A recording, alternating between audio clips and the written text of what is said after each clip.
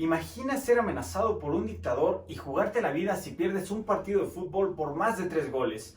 Aunque parezca increíble, sucedió con la selección de Zaire en el Mundial de Alemania 1974. Y hoy conocerás esta historia.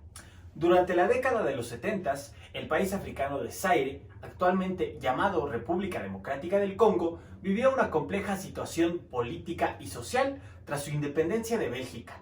En ese momento se encontraba bajo una dictadura militar por parte de Mobutu Sese Seko, dictador que llegó al poder tras conflictos internos en 1965. Durante el gobierno de Mobutu, el país se vio sometido a un gobierno autoritario, violento y lleno de abusos, lo cual arruinó la economía y estabilidad social del Congo. Pasando al ámbito futbolístico, en muchas ocasiones este va más allá de un simple deporte y se convierte en un factor que tiene una estrecha influencia en la sociedad.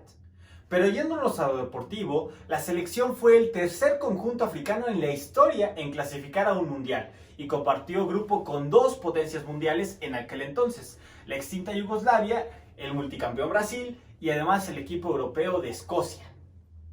En su primer partido ante la selección escocesa, los jugadores sufrieron racismo y discriminación por parte de los jugadores del equipo contrario, situación que tristemente estaba muy normalizada en aquel entonces, sí, incluso más que ahora.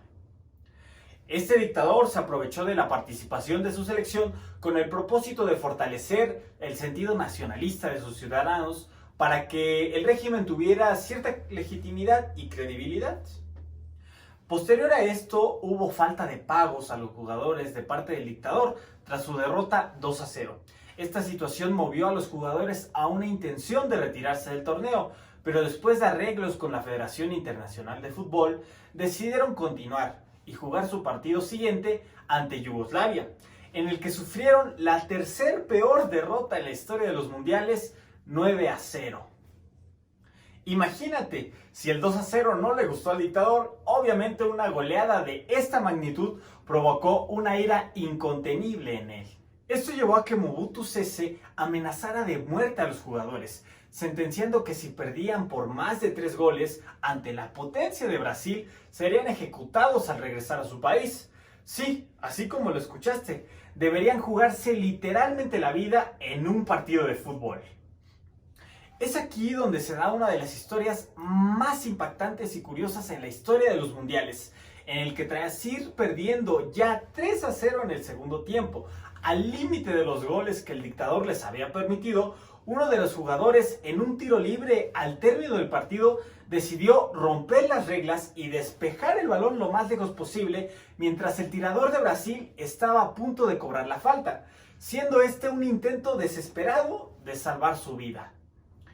Es así como la selección increíblemente logró mantener el 3-0 y evitó que los integrantes de la selección fueran ejecutados por la dictadura, aunque sí recibieron castigos y represiones al regreso a su país. Fue hasta 1997 cuando la dictadura de Mobutu terminó, cuando huyó del país al ser derrocado.